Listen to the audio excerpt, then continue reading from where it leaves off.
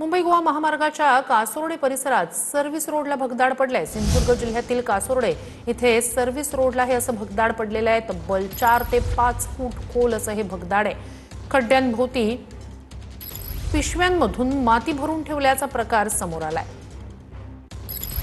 कासार्डे येथील मुंबई गोवा महामार्गावरती हायवे प्राधिकरणाचा अजब कारभार मी तुम्हाला दाखवतो आणि आपण हा कारभार जो आता पाहू शकता की मुंबई गोवा महामार्गाला लागूनच असलेल्या या सर्व्हिस रोडवरती मोठं भगदाड जे आहे ते मात्र पडलेलं आहे आणि या भगदाडाला संरक्षण देण्याचं काम मात्र इथे पिशव्या भरून हे बॅरिकेड करण्याचा प्रयत्न केला, पण मात्र हायवे प्राधिकरणाने कुठेही गंभीरता दाखवली नाही। मात्र हा खड्डा कशा प्रकारे बुजवता येईल, मात्र हा खड्डा जर पाहिला तर जवळपास 4 ते 5 फूट खोल असलेला खड्डा पाहायला मिळतो। त्यामुळे इथून जर टू व्हीलर असेल किंवा वाहन जर गेलं तर इथे अपघाताची शक्यता आहे ती मात्र नाकारता येत नाही। मात्र कुठेतरी भोंगळ कारभार आहे तो मात्र हायवे प्राधिकरणाचा कुठेतरी दिसून आलेला पाहायला मिळतो। अनंत पातळे, TV9 मराठी, सिंधुदुर्ग।